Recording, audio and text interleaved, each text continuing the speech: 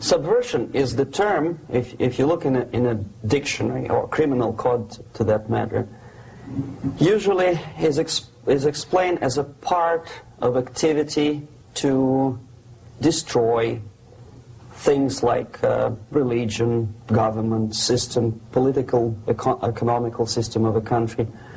And usually it's linked to espionage and such romantic things as blowing up bridges, sidetracking trains, cloak and dagger activity in Hollywood style. What I'm going to talk about now has absolutely nothing to do with the cliché of espionage or KGB activity of collecting information. So the greatest mistake or misconception, I think, is that whenever we are talking about KGB, for some strange reason, starting from Hollywood movie makers to professors of political science and quote-unquote experts on Soviet affairs, or Kremlinologists as they call themselves, they think that the most desirable thing for Andropov and the whole KGB is to steal blueprints of some supersonic jet, bring it back to Soviet Union and sell it to the Soviet military-industrial complex. This is only partly true. If we take the whole time, money, and manpower that the Soviet Union and KGB in particular spends outside of USSR border, we will discover, of course there are no official statistics unlike with CIA or FBI, that the espionage as such occupies only 10 to 15% of money, time, and manpower. 15% of the activity of KGB. The rest, 85%, is always subversion.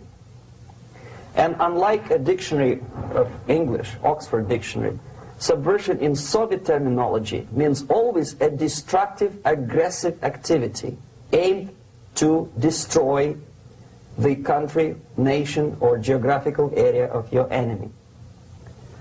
So there's no romantics in there, absolutely. No blowing up bridges, no microfilms in Coca-Cola cans, nothing of that sort.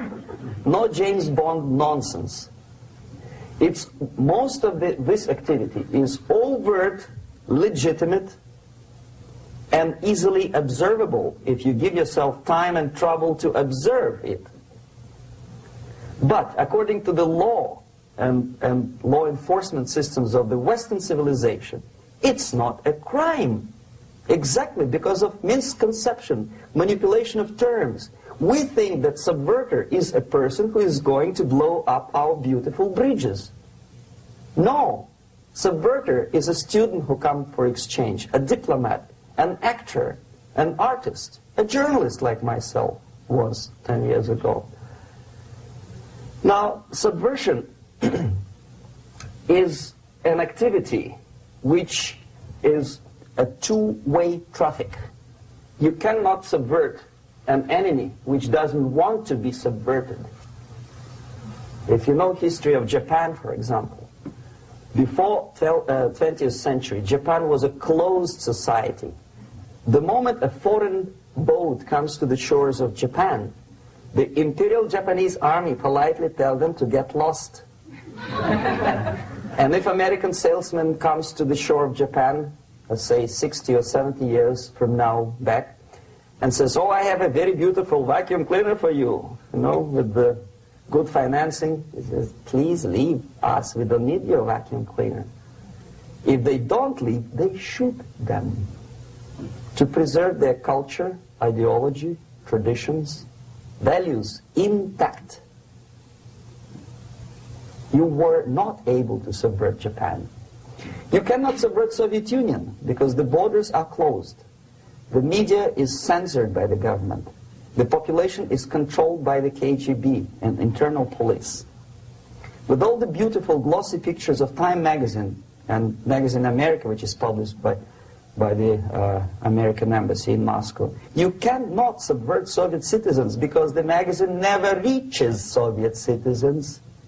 it's collected from the newsstands and thrown to garbage can. Subversion can be only successful when the initiator, the actor, the agent of subversion has a responsive target. It's a two-way traffic. The United States is a receptive target of subversion. There is no response similar to that one from United States to the Soviet Union. It stops halfway somewhere. It never reaches here. The theory of subversion goes all the way back 2,500 years ago. The first human being who formulated the tactics of subversion was a Chinese philosopher by the name of Sun Tzu.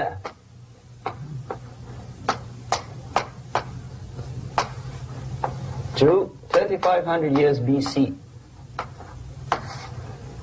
He was an advisor for several imperial courts in ancient China. And he said, after long meditation, that to implement state policy in a warlike manner, it's the most counterproductive, barbaric, and inefficient to fight on a battlefield. You know that war is continuation of state policy, right? So if you want successfully to implement your state policy and you start fighting, this is the most idiotic way to do it. The highest art of warfare is not to fight at all,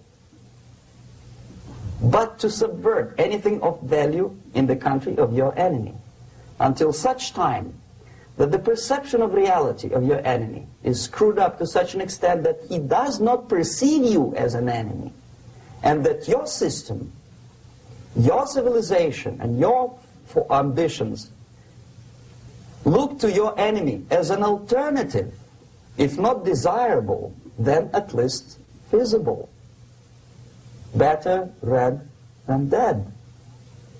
That's the ultimate purpose, the final stage of subversion, after which you can simply take your enemy without a single shot being fired, if the subversion is successful. This is basically what subversion is. As you see, not a single mentioning of blowing up bridges. Of course, Sun Tzu didn't know about blowing up bridges. Maybe there were not that many bridges at that time.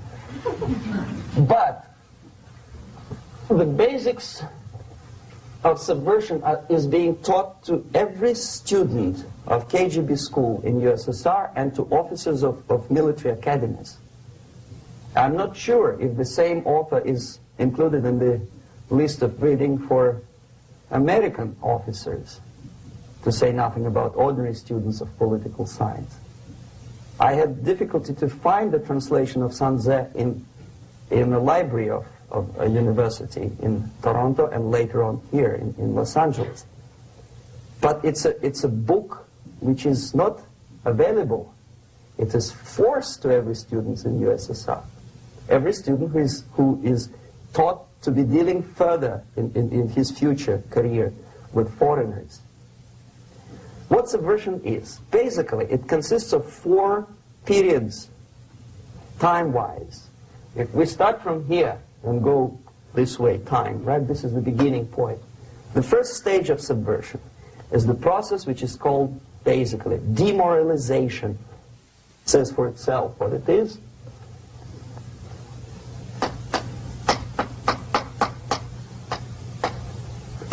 It takes from, say, 15 to 20 years to demoralize a society. Why 15 or 20 years? This is the time sufficient to educate one generation of students or children. One generation, one lifetime span of a person, a human being, which is dedicated to study, to shaping up the outlook, ideology, personality. No more, no less. Usually it takes from 15 to 20 years. What it includes? It includes influencing, or by various methods, infiltration, propaganda methods, direct contacts, doesn't really matter. I will describe them later. Of various areas where public opinion is formulated or shaped. Religion, educational system, social life, administration, law enforcement system, military, of course, and labor and employer relations, economy. Okay? 5 areas. I will not write them down because we will not have enough space. Sometimes when I describe all the methods, students ask me question, are you sure this is the result of the Soviet influence? Not necessarily. You see, the tactic of subversion, about which I'm talking, is similar to the martial art, the Japanese martial art. If some of you are familiar with that tactic, probably you will remember that if an enemy is bigger and heavier than yourself, it would be very painful to resist his direct strike. If a heavier person wants to strike me in the face, it would be very naive and counterproductive to stop his blow. The Chinese and Japanese judo art tells us what to do. First to avoid the strike, then to grab the fist and continue his movement in the direction where it was before, right? Until the enemy crashes in the wall. You see? So, what happens here? The target country obviously does something wrong. If it's a free democratic society, there are many different movements within the society. There are obviously, in every society, there are people who are against this society. They may be simple criminals, ideologically in disagreement with the state policy, conscientious enemies, simply psychotic personalities who are against anything, right?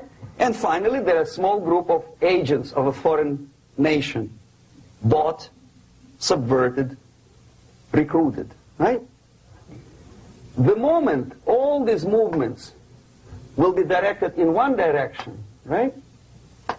This is the time to catch that movement and to continue it until the movement forces the whole society into collapse, into crisis, right? So that's exactly the martial art tactic. We don't stop an enemy. We let him go. We help him to go in the direction we want them to go. Okay?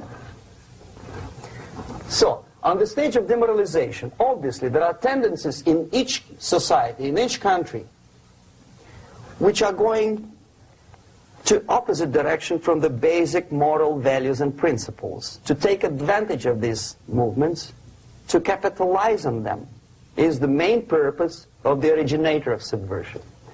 So we have religion, we have education, we have social life, we have power structure, we have labor relations, unions, and finally we have law and order. 1, 2, 3, 4, 5, 6. Okay? These are the areas of application of subversion. What it means exactly? In case of religion, destroy it, ridicule it, replace it with various sects, cults, which bring people's attention, faith, whether it is naive, primitive, doesn't really matter. As long as the basically accepted religious dogma is being slowly eroded and taken away from the supreme purpose of religion, to keep people in touch with the supreme being, that serves the purpose. Therefore, replace it, accepted, respected religious organizations with fake organizations. Distract people's attention from the real faith and attract them to various different faiths. Education. Distract them from learning something which is constructive, pragmatic, efficient. Instead of mathematics, physics, foreign languages, chemistry, teach them history of urban warfare, natural food, home economy, your sexuality, anything, as long as it takes you away, okay, Social life. Replace traditionally established institutions and organizations with fake organizations. Take away the initiative from people. Take away the responsibility from naturally established links between individuals, group of individuals, and society at large, and replace them with artificially, bureaucratically controlled bodies. Instead of social life and friendship between neighbors, establish social workers institutions. They're people who are on payroll of whom? Society? No. Bureaucracy. The main concern of social workers is not your family, not you, not social relations between groups of people. The main concern is to get the paycheck from the government. What will be the result of their social work doesn't really matter. They can develop all kind of concepts to show to the government and to the people that they're useful. Okay, away from the natural links, power structure. Okay, the natural bodies of administration, which are traditionally either elected by people at large or appointed by elected leaders of society, are being actively substituted by artificial bodies. The bodies of people, groups of people, whom nobody elected. Never. As a matter of fact, most of the people don't like them at all, and yet they exist. One of such group is media. Who elected them? How come they have so much power? Almost monopolistic power on your mind. They can rape your mind. But who elected them? How come they have a nerve to decide what is good and what is bad for the elected by you, president, and his administration? Who the hell are they? Spiro Agnew, who was hated by the liberal left, called them a bunch of enfeebled snobs. And that's exactly what they are. They think they know. They don't. The level of mediocrity. In a big establishment like New York Times, Los Angeles Times, major television network, you don't have to be excellent journalist. You have to be exactly a mediocre journalist. That's easier to survive. There's no competition anymore. You have your good, nice income, $100,000 a year. That's it. Whether you are better or worse doesn't really matter anymore. As soon as you're smiling to the camera and do your job. That's it. No more competition.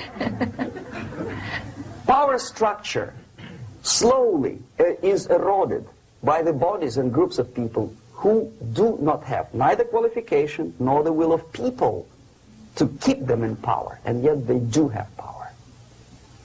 Okay. Together with that, there is another process. Law enforcement, law and order organization and structure is being eroded. For the last 20, 25 years, if you see old movies and new movies, you can see that in new movies, a policeman, an officer of the United States Army looks dumb, angry, psychotic, paranoid. A criminal looks nice, kind of, well, he smokes hash and shoots the whatever drug, but basically he's a nice human being. He's creative. And he's unproductive only because society oppresses him. Whereby a general of Pentagon is always, by definition, a war maniac. A policeman is a pig, rude policeman. He abuses his power. You know?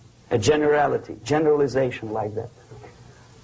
The hatred, the mistrust to the people who are supposed to protect you and enforce law and order. Moral relativity. The Angelo Buono process lasted 2 years in Los Angeles. Relativity. The Angelo Buono process lasted 2 years in Los Angeles. And yet there are still some lawyers who say, look, he's a nice character, as a matter of fact.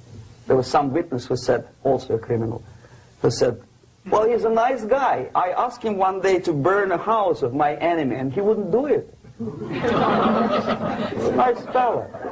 Erosion. A slow substitution of basic moral principles, whereby a criminal is not a criminal, actually. He's a defendant.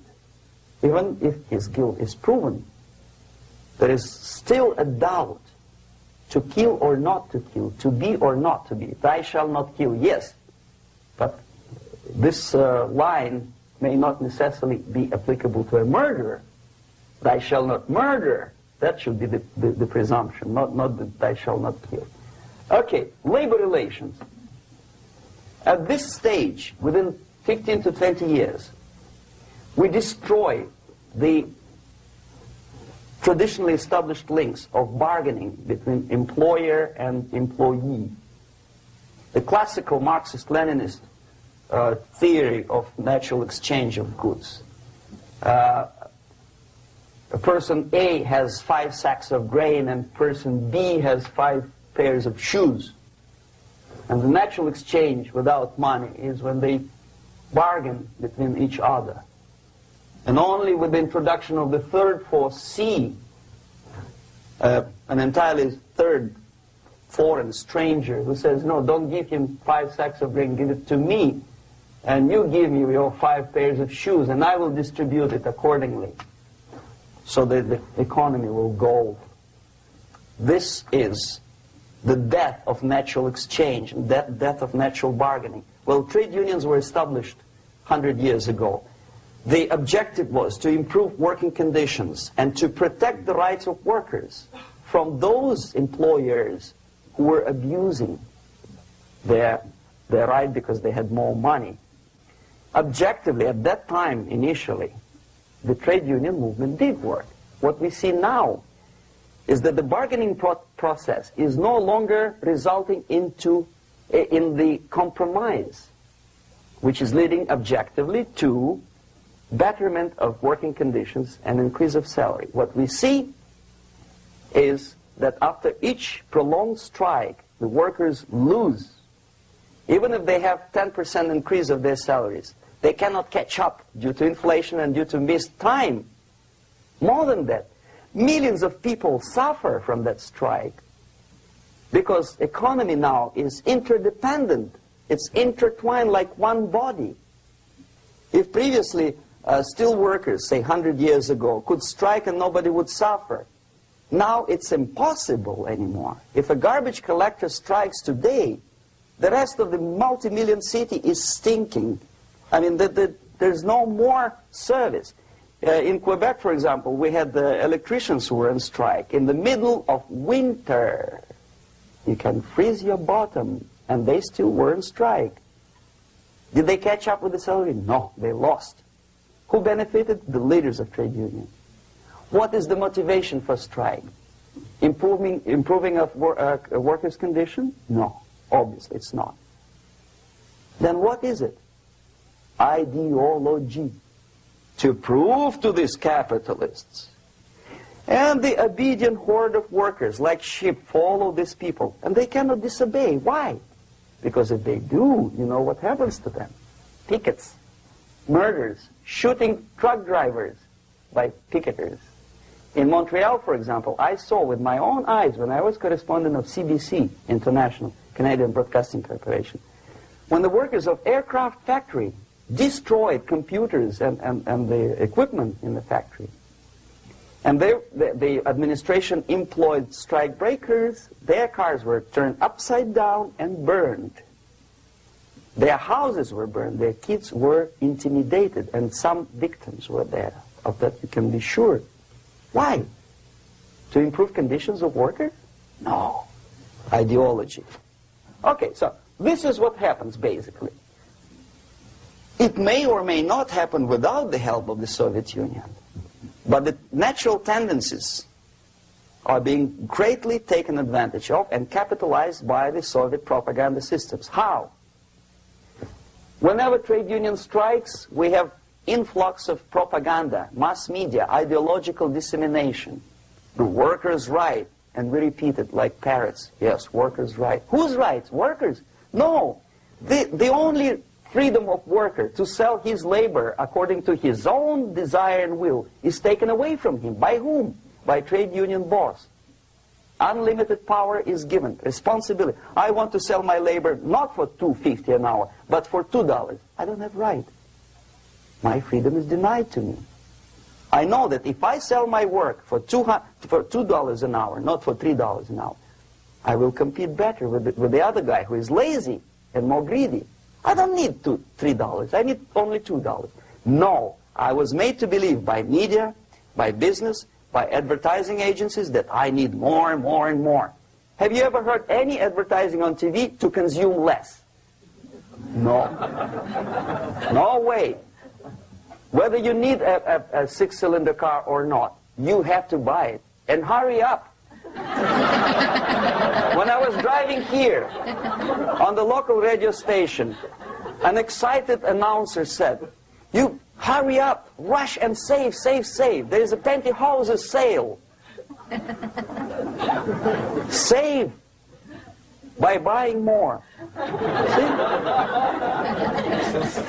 Of course. It would be too naive to expect that KGB makes that advertising agency to do such a crazy commercial. No, of course not. But what we did when I was working for Novosti Press, we would snow plow editorial offices, student organizations, religious groups with literature of class struggle. If not directly Marxism-Leninism propaganda, then a propaganda of the legitimate aspirations of working class, betterment of life, equality. Equality, mind you. President Kennedy once said, we will make America to believe that people are born equal. Are people born equal? Is there any mentioning in the Bible or any other holy scripture in any religion, if you don't believe me, go to the library and check it. There is not a single word about equality. Just the opposite. By your deeds, God will judge you. What you do is important. The merit of your personality. You cannot legislate equality. If you want to be equal, you have to be equal. You have to deserve it. And yet we build our society on the principle of equality. We say people are equal. We know it is false. It's a lie. Some people are tall and stupid. Others are short, bold, and clever.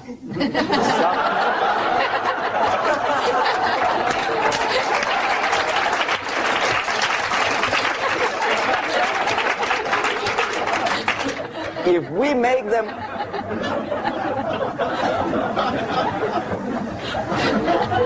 make them equal by force,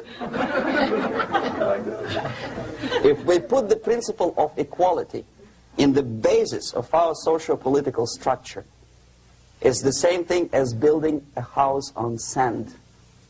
Sooner or later it will collapse, and that's exactly what happens. And we, as Soviet propaganda makers, are trying to push you in the direction which you go yourself. Equality, yes, equality. People are equal. Land of equal opportunities.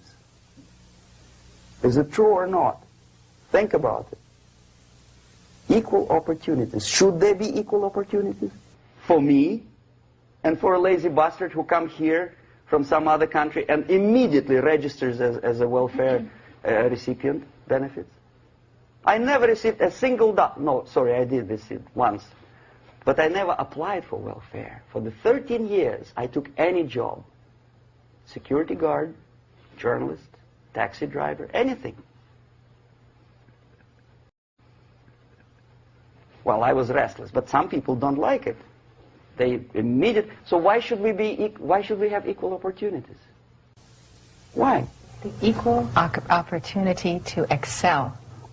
Equal opportunity in equal circumstances, yes, but we know people are different. To excel, yes, provided we reach the same level of excellency, perfection, which is hypothetical, distant future. Yes, maybe. But we know perfectly well that even with the best intentions, people could not be equal. Why should we have equality in the, say, legal system? Myself, I'm considering myself a law-abiding citizen, and a person who comes here to rob and shoot, say the United States administration under Carter, imported thousands of Cuban criminals. They were non-criminals, yet they were accepted. Do you think it's fair if myself and my wife from Philippines, who work like a, excuse me, horse as a lab technician in a hospital, should have the same rights as a criminal from Cuba? Why? And yet we repeat as parrots, equality, equality, equality. And the Soviet propaganda system helps us to believe that equality is something which is desirable. Democracy, as it was established by fathers of this country, of this system in the last century, is not equality.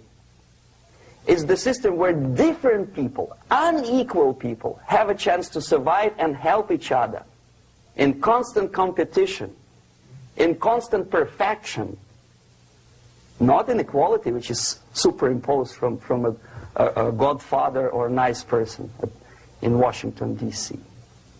And the absolute equality exists in Soviet Union, quote-unquote equality. Everybody is equal in dirt, except some people are more equal than the others in Politburo. So, the moment you bring a country to the point of almost total demoralization, when nothing works anymore, when you are not sure whether it is right or wrong, good and bad, but there's no division between evil and good, when even the leaders of church sometimes say, well, violence for the sake of justice, especially social justice, is justified in countries like Nicaragua, El Salvador, well, maybe Rhodesia, and we listen to them and say, yeah, probably it's true. Is it true? No, it is not true. Violence is not justified, especially for the sake of quote-unquote social justice introduced by Marxist-Leninists, that is my former colleagues from Novosti Press Agency. Okay, so we reached that point. The next step is destabilization.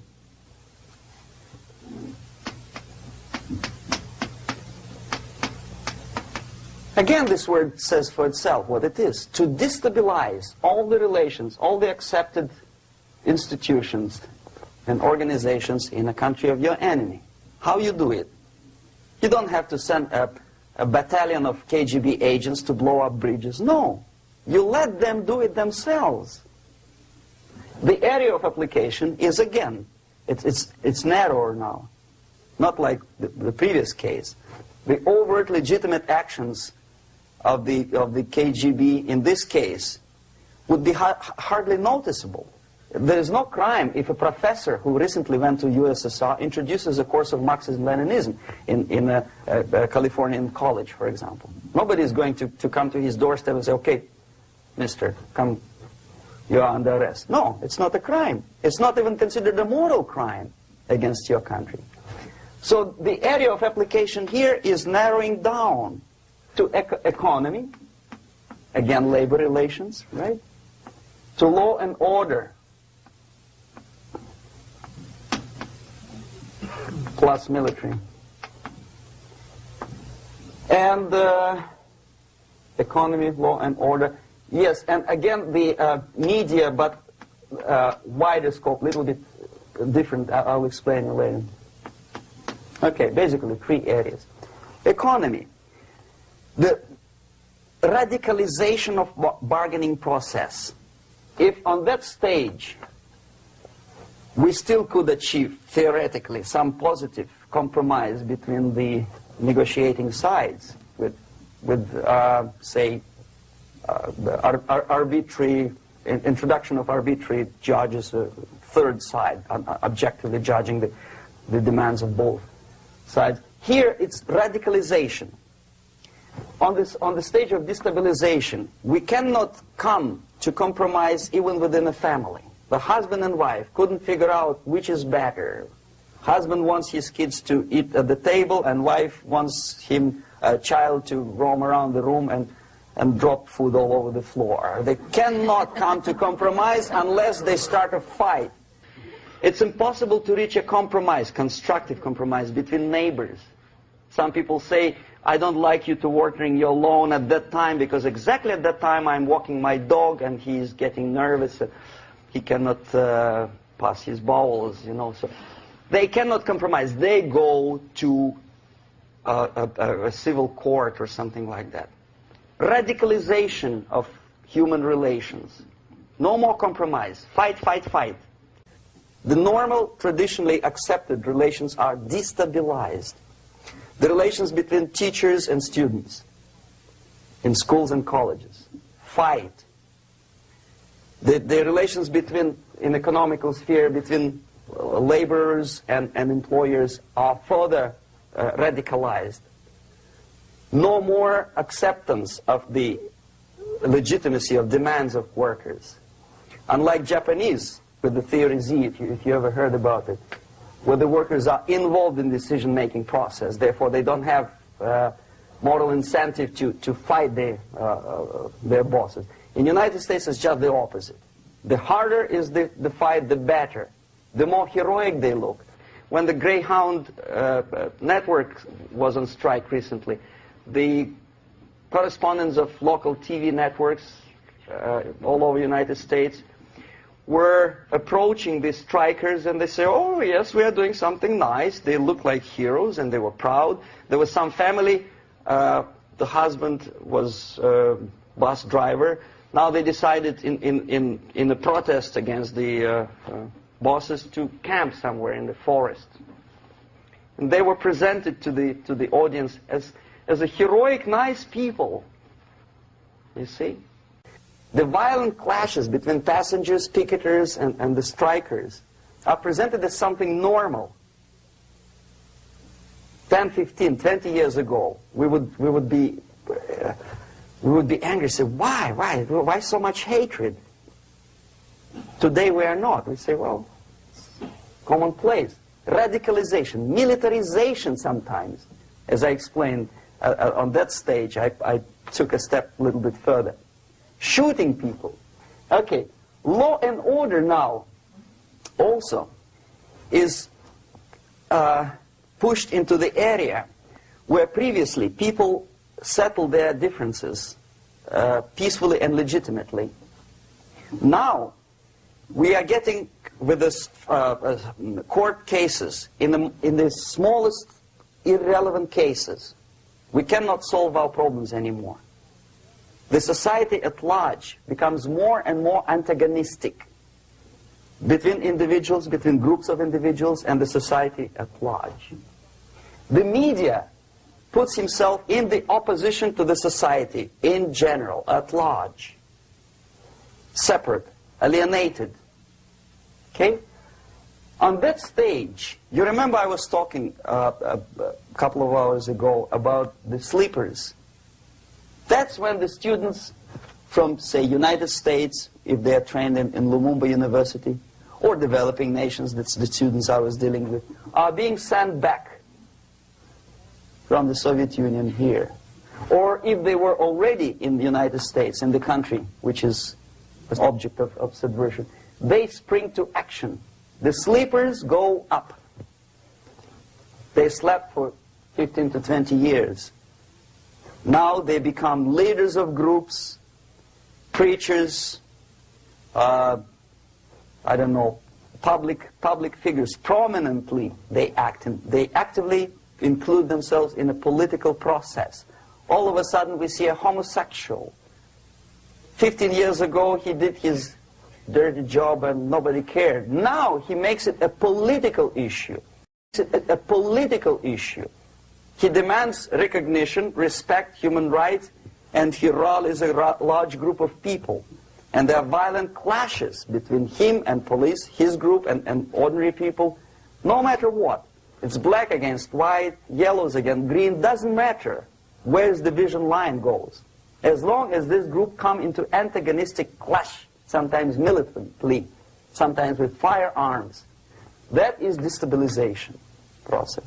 The sleepers, many of whom are simply KGB agents, become leaders of the process of destabilization. Doesn't mean that Comrade Andropov sends Comrade Ivanov to the United States. The person who takes care is already here.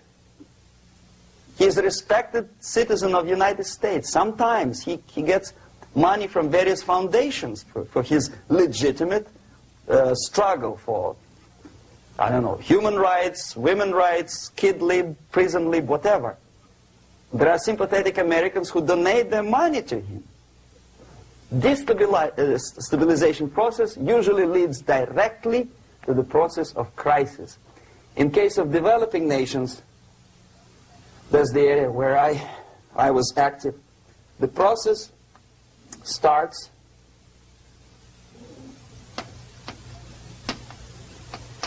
when the legitimate bodies of power, the social structure collapse. It cannot function anymore.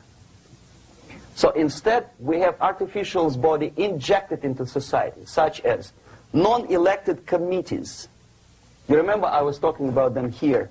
Social workers who are not elected by people, media who are self-appointed rulers of your opinion, some strange groups which claim that they know how to lead society forward.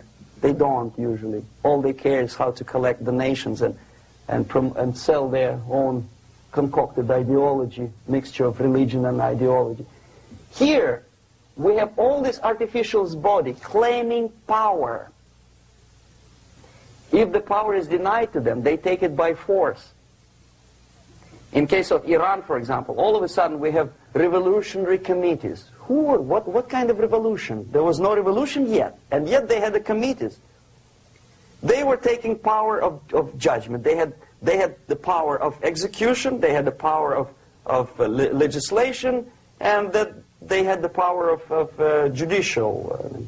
All of them combined in one person, who is half-baked intellectual, sometimes graduated from Harvard University or Berkeley. He comes back to his country and he thinks that he knows the answer to all the social, economical problems. Okay? Crisis is when society cannot function any more productively. It collapses, obviously. That's the word for crisis. So therefore, the population at large is looking for a savior. The religious groups are expecting a Messiah to come. The workers say, we have family to feed. Let's have a strong government, maybe socialist government, centralized. When somebody put the employers on their place and let us work. We are sick and tired of going to strike and missing overtime and all that stuff. We need some strong man, strong government, a leader, a savior is needed. Population is sick and tired already. And here we are. We have a savior. Either a foreign nation comes in, or the local group of leftists, Marxists, no matter what they call themselves, Sandinista, a reverend or some sort, Bishop Muzureva, like in Zimbabwe, doesn't matter. A savior comes and says, I will lead you. So we have two alternatives here. Civil war and invasion. Okay? See how it goes? Civil war, we know what it is. Lebanon is the best example. The civil war, which was artificially implanted in Lebanon by injection of force of PLO, Palestinian Liberation Organization. Invasion we had in many other countries like Afghanistan, name any East European country, it was invaded by the Soviet army. But the result is the same. The next stage is normalization. Normalization is a very ironic word, of course. It is borrowed from 1968 situation in Czechoslovakia, when the Soviet propaganda, and after them New York Times, declared the country is normalized. The tanks moved into Prague, so there's no more Prague Spring, there's no more violence. Normalization. At that stage, the self-appointed rulers of the society don't need any revolution anymore. They don't need any radicalism anymore. So this is the reverse from destabilization. Basically, it is stabilizing the country by force. So all the sleepers and activists and social workers and liberals and homosexuals and professors and Marxists and Leninists are being eliminated physically sometimes. They've done their job already. Okay? They are not needed anymore. The new rulers need stability to exploit the nation, to exploit the country, to take advantages of the victory. Okay? So no more revolutionaries, please. And that's exactly what happens in a number of countries. You remember Bangladesh? This is the crisis in which I was instrumental. First they had Mujibur Rahman. In 1971 he was the leader of People's Party, Awami League, with mustache like Stalin. He was in Russia many times. In 5 years he was shot by his former colleagues, Marxists. He fulfilled his function. In Afghanistan it happened 3 times. First there was Taraki, then there was Amin, now there's Babrak Karmal. They killed each other successively, one after another. The moment he fulfills his duty, the first one demoralized country, the second destabilized, the third one brought it to crisis. Goodbye, comrades. Babrak Karmal comes from Moscow and put into the seat of power. Same thing happened in Grenada recently. Maurice Bishop, Marxist, was killed by Austin, what's his name, General something, who was also a Marxist. Right? So no more revolutions, please. Normalization now. From now on, no more strikes, no more homosexuals, no more women lib, no more kid lib, no more lib, period. Good, solid, democratic, proletarian freedom. That's it. Now, to reverse this process takes enormous effort. When today, United States had to invade Grenada to reverse the process of subversion. Some people say, boy, this is not good, it's not kosher to invade the beautiful country, island of Grenada. Well, why didn't you stop the process here, when Grenada was just approached by leftists? Why not to prevent Maurice Bishop to come in power in the first place? Did Grenadians want him? Very questionable. They didn't know who was Maurice Bishop in the first place. He came to power by coup d'etat himself. Okay? No, we let the situation develop further and further and further until the crisis and normalization very soon. And then the United States decided to invade country, discovering that the country was absolutely a military base for the Soviet Union. Of course it's a drastic measure. Of course it's a pity that Marine Corps had to lose, what, 17 lives. Very bad. Why not to stop the process before it comes to crisis? Oh no, intellectuals will not let you. It's interference into domestic affairs. They're very careful not to let American administration to interfere in domestic affairs of Latin American countries. They don't mind Soviet Union interfere in these affairs. Okay. So to reverse this process, from here, it takes only and always military force. No other force on earth can reverse this process at this point. At this point, it does not take military invasion of the United States Army. It takes strong action, like in Chile. A CIA covert involvement to prevent the savior from outside to come into power and to stabilize country before it erupts into civil war. Country before it erupts into civil war. Okay? Support the right-wing conservative forces. By money, by crooks or love, doesn't matter. Stabilize the country. Don't let the crisis develop into civil war or invasion. Oh no, your liberals will say it's against the law. The Congress will not appropriate money for covert actions of CIA. Why not? Should we wait till the normalization come and Soviet tanks land in Los Angeles airport? Now, at that point, at the point of destabilization, also the process could be reversed. Again, easily than this. No CIA involvement at this point.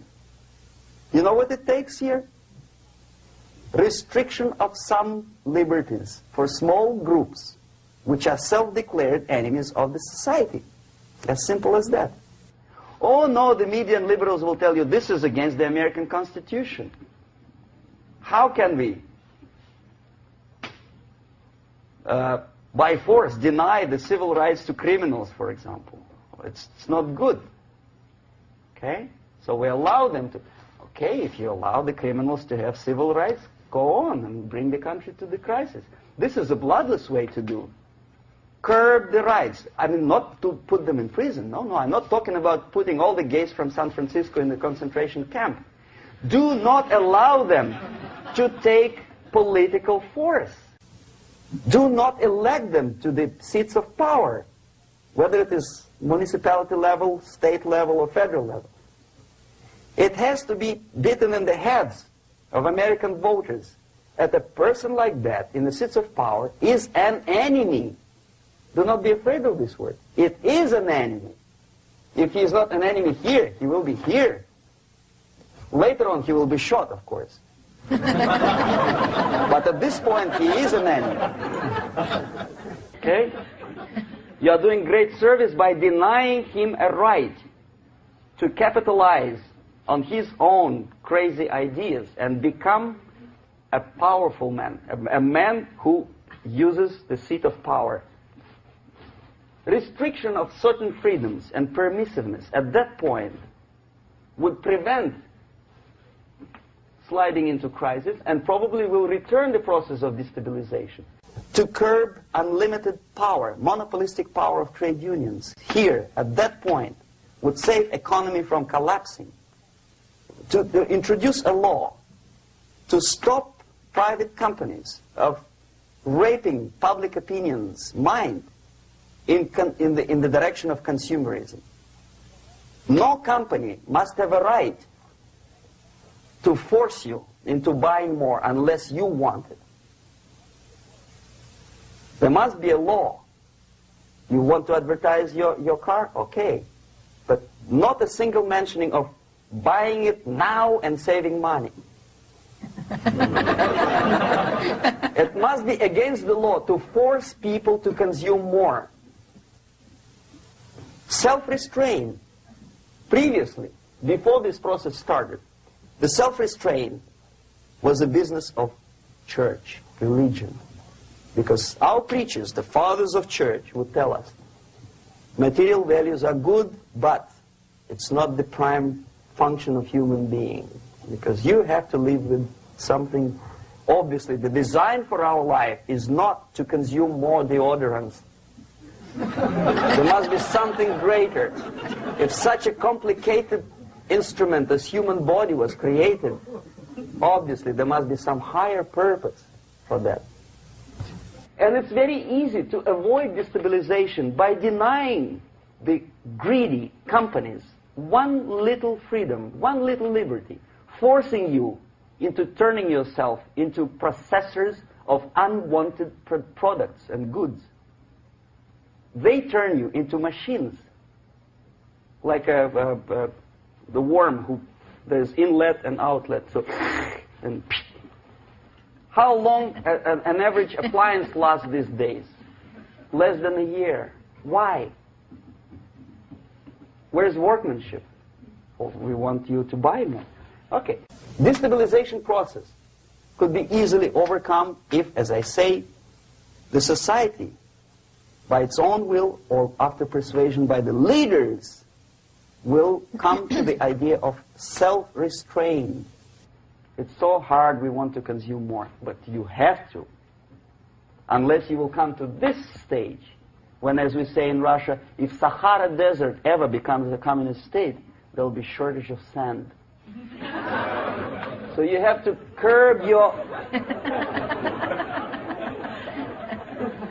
You have to curb your expectations at this point before it's too late.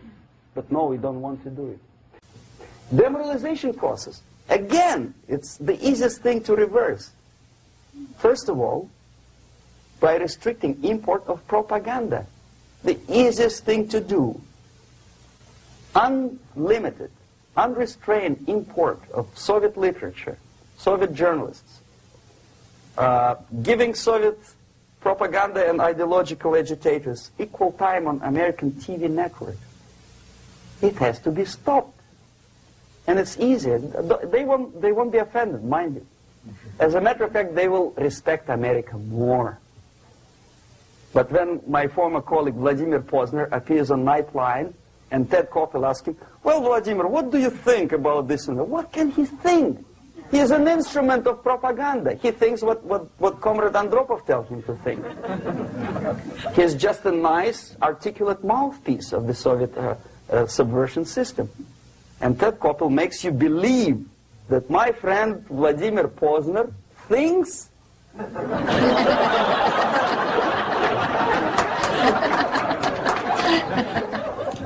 the process of demoralization may not have started at all if at that point the country, which is a recipient of subversion, actively, not violently, but actively, prevents importation of foreign ideology. I don't want America to follow the pattern of ancient Japan. You don't have to shoot every foreigner when it approaches the sacred borders of the United States. But when he offers you a junk in the disguise of very shiny something, you have to tell him, no, we have our own junk.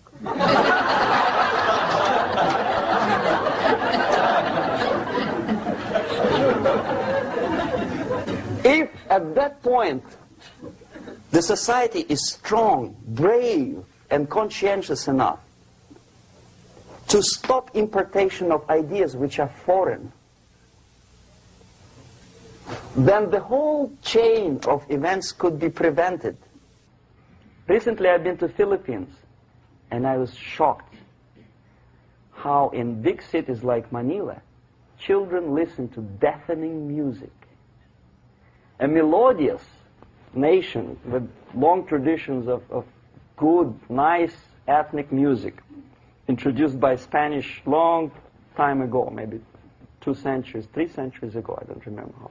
All of a sudden listen to musical garbage, blasting their radios at full blast, at full volume. Why? In India, I spent many years watching the reactions of Indians walking out of movie theaters after seeing Hollywood production. They couldn't figure out why Americans are so wasteful. They smash their cars, their shiny cars, every 5 minutes. How come they shoot each other for $500,000? Is it true that they're so obsessed with sex?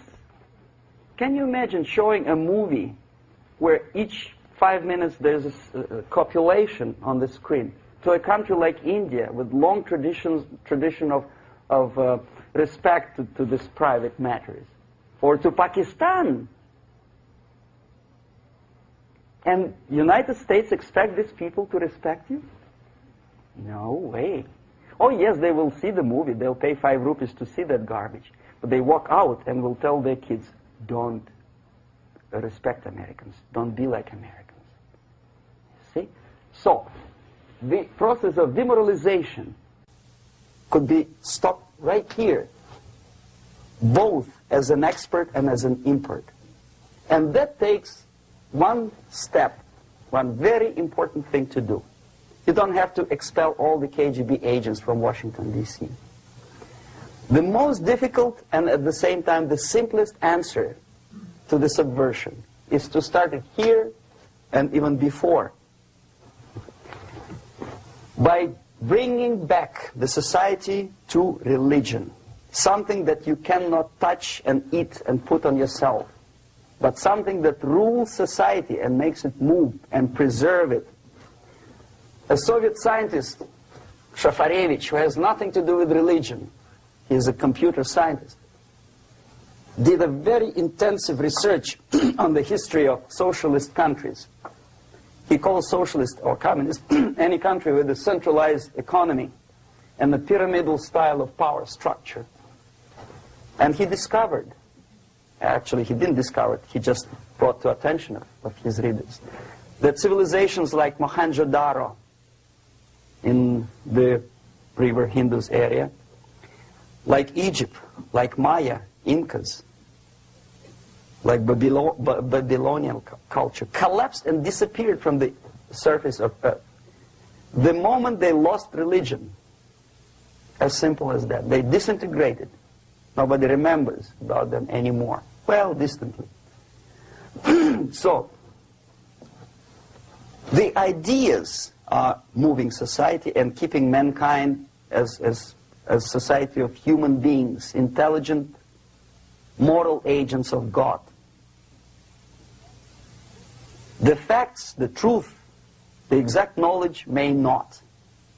All the sophisticated technology and computers will not prevent society from disintegrating and eventually dying out. Have you ever met a person who would sacrifice his life, freedom, for the truth like that?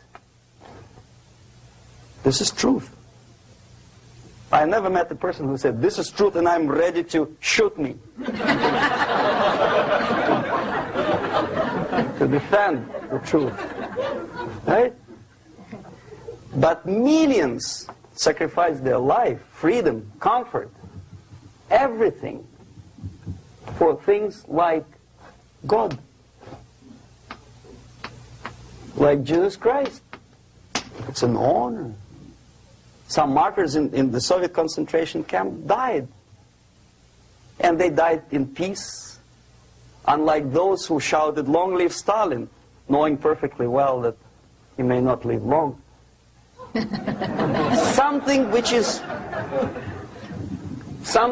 is not material moves society and helps it to survive. And the other way around. The moment we turn into 2 by 2 is 4 and make it a guiding principle of our life, our existence, we die. Even though this is true, and this we cannot prove. We only can feel and have faith in it. So the answer to ideological subversion, strangely enough, is very simple. You don't have to shoot people, you don't have to aim missiles and Pershings and cruise missiles at Andropov's headquarters. You simply have to have faith and prevent subversion. In other words, not to be a victim of subversion. Don't try to be a person who in judo is trying to smash your enemy and being caught by your hand. Don't strike like that. Strike with the power of your spirit and moral superiority. If you don't have that power, it's high time to develop it. And that's the only answer. That's it. Thank you.